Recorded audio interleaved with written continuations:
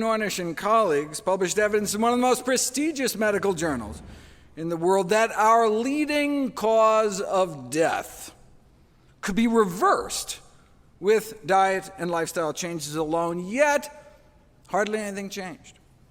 Even now, hundreds of thousands of Americans continue to needlessly die from what we learned decades ago was a reversible disease.